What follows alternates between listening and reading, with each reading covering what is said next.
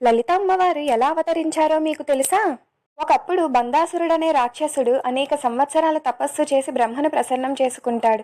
బ్రహ్మ వరం ఇవ్వడంతో ఆ వరంతో అతనికి అపారమైన శక్తి లభిస్తుంది. ఆ శక్తిని చూసుకుని బందాసురుడు 3 లోకాలను జయిస్తాడు. దేవతలు నిర్బంధించి యజ్ఞ యాగాదులను ఆపివేస్తాడు.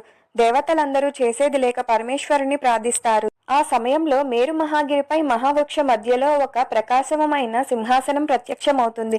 ఆ సింహాసనంపై చరాచర జగత్తు రక్షకురాలు లలితా సుందరిదేవి దర్శనమిచ్చింది. లలితాదేవి ఎవరి గర్భం నుండి జన్మించలేదు. ఆమె స్వయంభుగా వెలిశారు. ఆ తరువాత లలితాదేవి మంత్రిని శ్యామల దండనాథ వారాహి నిత్యదేవతలతో కలిసి యుద్ధం చేస్తారు. చివరికి కదంబవనంలో మహాయుద్ధంలో కామేశ్వర బాణం వదిలి బండాసురుని సంహరించి లోకంలో ధర్మాన్ని నిలబెడతారు. ఈ అవతార కథ బ్రహ్మాండ పురాణంలోని లలితా మహత్యంలో విస్తారంగా వర్ణించబడింది. ఓం శ్రీమాత్రే నమః. ఇలాంటి మరిన్ని విషయాల కోసం మన ఛానల్ని సబ్స్క్రైబ్ చేసుకోండి. Thank you for watching.